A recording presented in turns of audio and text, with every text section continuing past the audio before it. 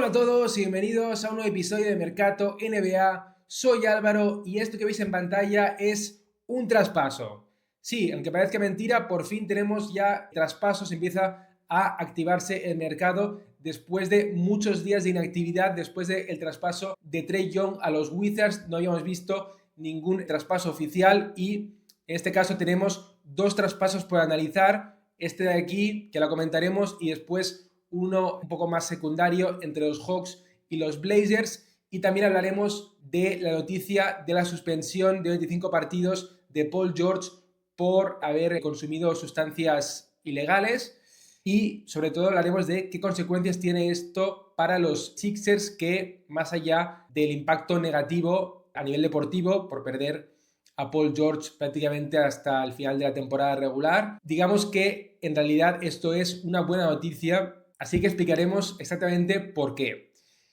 Y bien, empezamos ahora sí con el análisis de este primer traspaso que ha enviado a DeAndre Hunter a Sacramento, y a cambio los Cavaliers han recibido a Keon Ellis y Dennis Schroeder, y bueno, Dario Saric, que pasaba por ahí, también se ha colado en la operación y va a acabar en los Chicago Bulls, que básicamente ha sido un salary dump por el cual los Bulls por fin han hecho un traspaso inteligente que tampoco tiene demasiada trascendencia, pero bueno, una buena operación llevándose esos dos picks de segunda ronda a cambio de absorber el contrato de Dario Saric por 5 millones y pico, lo cual no es un problema para Chicago porque estaban unos 14 millones por debajo del impuesto de lujo antes de este traspaso, así que aún tienen incluso 9 millones más de margen para hacer maniobras de este estilo si lo desean. Entonces, nos vamos a centrar primero en los Cavaliers, que son los claros ganadores de este traspaso, y es que, para variar, hemos visto a otro equipo más estafar a los Sacramento Kings en un traspaso. Es verdad que en términos generales no creo que este sea un movimiento que vaya a cambiar drásticamente el destino de los Cavaliers en el plano competitivo, en la pelea por el título este año, pero sí que creo que es un traspaso que tiene mucho sentido a todos los niveles para los Cavaliers. Primero de todo, es evidente que este movimiento tenía una motivación financiera, y es que los Cavaliers, que tienen la plantilla más cara de toda la NBA, han conseguido abaratar el coste de la plantilla en casi 7 millones, y aparte de este ahorro, lo más importante es que con esta operación también se ahorran más de 40 millones en concepto del impuesto de lujo. Así que esto es una buena noticia, sobre todo para los bolsillos del dueño de los Cavaliers. Y más allá de esto, también creo que es una victoria en el plano deportivo, porque los Cavaliers con este movimiento lo que hacen es corregir un error del pasado, que fue el fichaje de DeAndre Hunter el año pasado, por el cual podemos decir a estas alturas que fueron los perdedores del traspaso, y que los Hawks salieron bastante bien parados, no solamente porque los Cavaliers pagaron, creo que fueron unas 3 segundas rondas por DeAndre Hunter, sino que además también entregaron dos swaps, y uno de ellos ya estamos viendo cómo este año está favoreciendo a los Hawks, porque básicamente lo que va a pasar es que los Cavaliers se van a quedar el pick de los Spurs, que va a ser uno de los peores de la primera ronda, o sea que un pick 27-28 por ahí, y el pick de los Cavaliers se lo van a quedar los Hawks, que todo apunta a que va a estar en torno al pick número 20. Así que los Hawks seguramente conseguirán saltar 7-8 posiciones gracias a ese swap. Entonces, como digo, ese traspaso fue un error y los Cavaliers lo saben, pero han salido bastante bien parados ahora con esta operación. También quiero comentar, antes de nada, que DeAndre Hunter no solamente no estaba jugando nada bien este año, sino que además también se había convertido en un jugador prescindible, porque había bastante duplicidad con Jalen Tyson, que es un jugador que ha emergido este año jugando muy bien para los Cavaliers y que cobra mucho menos que DeAndre Hunter. Así que tenía mucho sentido desprenderse de Hunter. También me gustaría comentar por qué Hunter no ha funcionado. Y es que Hunter sigue teniendo los mismos efectos que tenía en Atlanta. Es un jugador que, a pesar de que sobre el papel, en teoría, es ese perfil 3&D tan cotizado en la NBA, un jugador que tiene un físico muy poderoso y muy atractivo, pero la realidad es que no rebotea, no pasa. De hecho, para que os hagáis una idea, este año está promediando su récord en cuanto a asistencias, y tan solo promedia 2 por partido. Así que este es el nivel de problemas que tiene Hunter como facilitador. Y luego también su mayor virtud, que es el tiro, pues bueno, este año estaba tirando fatal, un 31% en triples. Es una diferencia abismal respecto al año pasado, que diría que estaba promediando 41-42% en el tiro exterior. Así que bueno, este año estaba siendo el peor de su carrera en este sentido. Seguramente mejorará en esta segunda mitad de la temporada, pero igualmente los Cavaliers no están en una posición para esperar a que Hunter espabilara, así que han movido ficha con este intercambio. También por último comentar que DeAndre Hunter en el plano defensivo, que también se supone que es uno de sus fuertes, pues al final también es esta idea de que su defensa es más teórica que real. Y esto es porque es un jugador bastante inconsistente en ese lado de la cancha. Entonces, vamos a hablar ahora de los jugadores que han recibido los Cavaliers. Por un lado tenemos a Keon Ellis, que era uno de los nombres de moda en este mercado porque cobra el mínimo y es un jugador bastante valioso en cuanto a defensor de perímetro, que ocupa por lo tanto un rol bastante valioso en la NBA moderna. Y bueno, es verdad que en ataque tiene ciertas limitaciones, prácticamente solamente te aporta ese elemento de catch and shoot y poco más. También tiene un pequeño problema, que es muy delgado, así que frente a algunos atacantes más físicos va a sufrir bastante, pero igualmente creo que va a poder aportar más de lo que estaba aportando DeAndre Hunter y cobrando prácticamente una décima parte de lo que cobraba Hunter este año. Y después, por otro lado, reciben a Dennis Schroeder, que si no me equivoco lleva ya 8 traspasos en las últimas 3 temporadas, y escuché el dato ayer de que es el segundo jugador más traspasado de toda la historia de la NBA, así que bueno, un auténtico trotamundos. La verdad es que es un jugador que ha decepcionado bastante en Sacramento, en gran parte por culpa de cómo lo han utilizado los Kings, y también comentar que su contrato tenía claramente valor negativo porque le queda este año otro más garantizado y luego un tercer año, aunque es verdad que en el tercero es una garantía parcial de unos 4,4 millones. Entonces los Kings lo querían quitar de encima y han decidido que esta era la mejor forma de hacerlo, que para mí es una mala decisión, no por quitarse de medio a Dennis Schroeder, sino el traspaso en su conjunto me parece que es un desastre, pero bueno.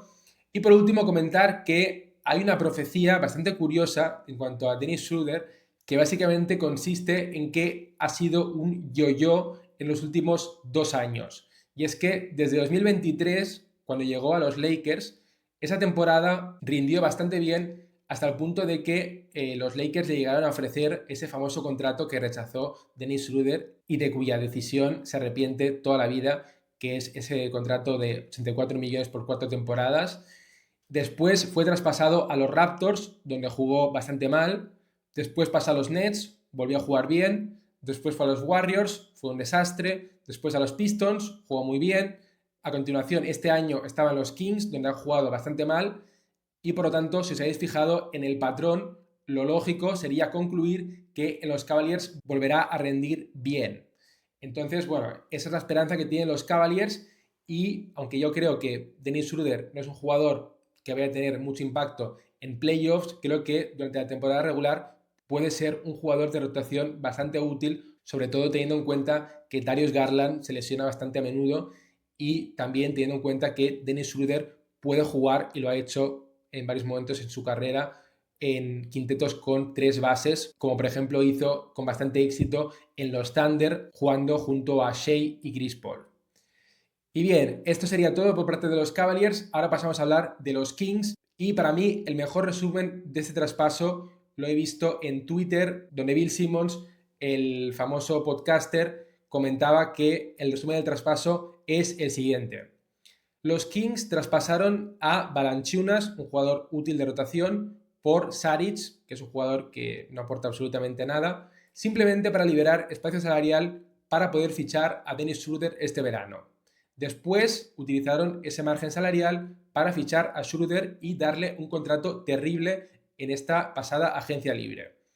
Después de fichar a Schroeder, van y fichan a Westbrook y le dan más protagonismo en la cancha que al propio Schroeder. Por lo tanto, esto ha hecho que el rendimiento de Schroeder sea malo y con ello se ha cargado su valor de mercado. Mientras tanto, también han ido dejando que se pudra en el banquillo Keon Ellis, que es un jugador bastante talentoso, como comentaba, y que además hemos visto cómo ha recibido interés de múltiples equipos, especialmente equipos contenders, equipos inteligentes que saben qué tipos de jugadores hay que valorar en esta liga, como los Lakers, Cavaliers y Celtics, así que han desperdiciado totalmente el potencial de Keon Ellis y lo han acabado malvendiendo, básicamente para equilibrar el valor negativo del contrato de Schroeder en este traspaso por DeAndre Hunter, que por cierto es un jugador que no tiene ningún sentido en el contexto actual del equipo, porque los Kings este año están tanqueando, así que si Hunter juega bien y les ayuda a ganar partidos,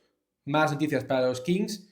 y si juega mal, su valor en el mercado va a seguir cayendo, por lo tanto no tendría la posibilidad de sacar valor futuro en un posible futuro traspaso. Y para acabar de redondear la jugada está el hecho de que han añadido 10 millones extra de dinero garantizado para la próxima temporada, lo cual le sitúa por encima del impuesto de lujo, que todos sabemos que no van a querer pagar, así que están condenados a hacer otras maniobras de salary dumps o lo que sea para liberar salario la próxima temporada. En fin, un auténtico desastre que además, si te paras a pensarlo, para mí se podría reducir en que han pagado 4 picks de segunda ronda por un jugador como Hunter que tiene valor negativo en el mercado y que además te genera problemas financieros para el futuro. Así que felicidades, buen trabajo Scott Perry, que para quien no lo sepa es el general manager de los Kings. ¿Y por qué hablo de que los Kings es como si hubiesen pagado 4 picks? Pues bueno, porque uno de los 2 picks de segunda ronda que se han llevado los Bulls lo han puesto los Kings